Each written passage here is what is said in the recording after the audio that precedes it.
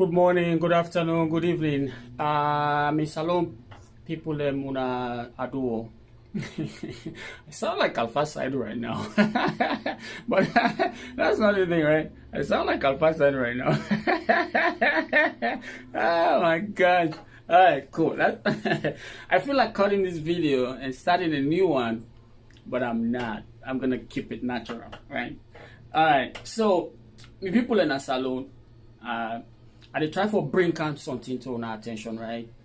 I dey smile, I just make jokes for myself right now and laugh and stuff like that. But I dey make this video with an amount of anger. I'm very angry. I vex. The reason why I vex is because as a Sierra Leonean, the struggles of every Sierra Leonean are the struggle of every other Sierra Leonean, because the struggle they transfer. You know, everybody they cry right now. The ground dry, the country hard. Think stronger, and it is so true. Think stronger, right? But then, I dey feel say the tranga waiting tranga not a political thing. Well, I don't want to say not a political party thing, right?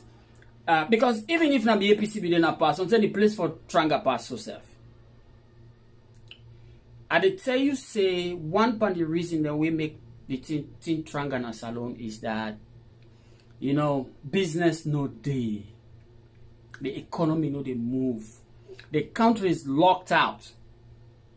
The country is, when I mean the country is locked out, I mean I'm in a literal term. Not a slang, so I use the country is locked out. Salon, in this day and age, this is 2019. Yeah, 2019, right? Salon is prohibited from the global e-commerce.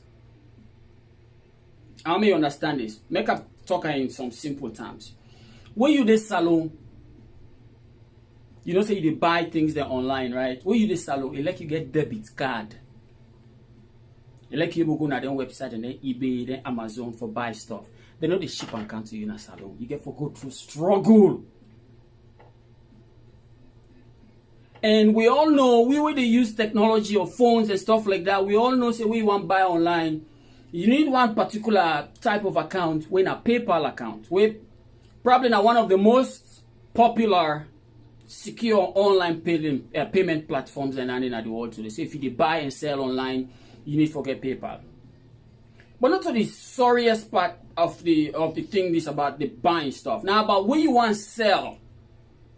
If you do salon, you know musician, or you know artist, or you know actor, or you know actress, right? You dey make you videos and your product and stuff like that. You dey put it on YouTube right now. People in the watcher. YouTube they make advertisement. But if you dey salon, you're not able to monetize, you're not able to get money. YouTube not able to pay you. That video they what now bomb fee. Plus you get connection overseas. Somebody use the account now overseas. And you're not supposed to be so. If you na somebody we na teacher, or you na somebody we they write for people that you don't come out college, you don't really get work. You know the get work pass and give job when your services are needed overseas by billions of people. We able to buy your service, whether you're a graphic designer now, whether you're an artist now, whether you're a teacher now. You able to day salon instead of you host and teach somebody, or make your videos and put it on YouTube, make them watch an advertisement and pay you for it. You cannot do that in Sierra Leone. And then they don't lock up the economy. Make I tell you how I find this out. I have some young guys we are the mentor in a salon, right? Software developers, and just come out at college and able to get job it. So they do Mami Coca around, which is great. But you say, but the thing hard, you know, they get contract, they know they get small work, then people know they can't do it with. I'm like, okay, make us sign you up. Let's go out of salon. Make us sign you up to like this platform is called Fiverr. Make us sign you up on Fiverr so that people that overseas will need your service, be able to buy your service on Fiverr, and you able to do work for them without you know come on salon. My God, we could not do that from salon. And then I begin to think now, so oh my God, this is serious. We economy get so much more potential for move past Saudi. We will get way for create jobs for people by just creating, and we're not a rogue state. Make a come to the story, why make a vex now, how I find out, right? I'll beyond how I find out. So I go to PayPal, we'll not be able to open a PayPal account. So I email PayPal corporate office. I'm like, hey guys. And in fact, when you go to PayPal, you go to prohibited countries, you just see Salon Day. And Salon Day with then Syria, then Yemen, you know, then Iran, then Iraq. I'm like, what would they do? What would they do bad? You know what I mean? I said, what would they do bad? So I emailed a PayPal, and then they came back to me and gave me a link that, hey, we don't just make the rules or exclude countries that we don't want to work with. We follow the US. There's this website they gave to me, right? The US Department of Treasury, and then they give me a link. So apparently, when the US sanction countries them, they get a list. They get the Department of Treasury, and then the specific office, now Office of Foreign Assets Control. Then they add and get two categories of lists when they create. When they sanction countries, and then they add the countries they list there. Then when they sanction individuals, and then they add the individuals then list there. You don't understand. So they're like, check on that website. Salon is there. That's why we could not work with Salon. And then I was like, whoa. So then I check on the website. I look at the countries list. I'm like, what we don't do? Salon is not there. I'm like, if we get sanctions, if we don't, they're all over the news. But Salon was not there, actually. But then I look at the individuals who get business with Salon or with the Salon list. I see a bunch of Lebanese and Syrians or whatever those guys are. I see names like then Tajko, like then Ali Watfa, Ali Ibrahim, Kafat Enterprises, Kansu, Ali Mohammed. I'm like, yeah. So, but initially I was like, no, they should not sanction or stop doing business with the country because they sanction individuals in that country. You know what I mean? So I'm like, I try to make a case. So I will go back to PayPal and put them to them that, hey, you guys need to start working with Salon. Again, I was not representing any government. I was just representing myself, all right, as a citizen. So, two things that I think about. One is, if I still need to go dig more, right? One is if PayPal, and then I also find out that it is not only PayPal now, right? I went to Amazon, I went to iTunes, YouTube/Google, they all don't work with Salon, apparently because they all follow the rules of OFAC, that Office of Foreign Assets Control. I'm like, okay.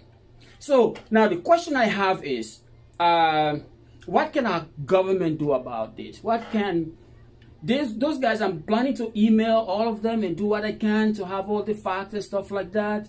But I think, say, as a government, maybe they go listen to a little bit more than they listen to a little cockroach like me. Okay? And I feel say, with people are supposed to know this is very important. That if they don't sanction Salon because of maybe blood diamonds or whatever with AFRC or whatever, if that be don't they don't pull in at the list, make them count, then make them businesses, then begin to work with we back. Then they work with most other West African countries. So that we people can go get access to the global market. Right now we are not. We just locked out. If you get something, if you're not selling a free to you are doomed.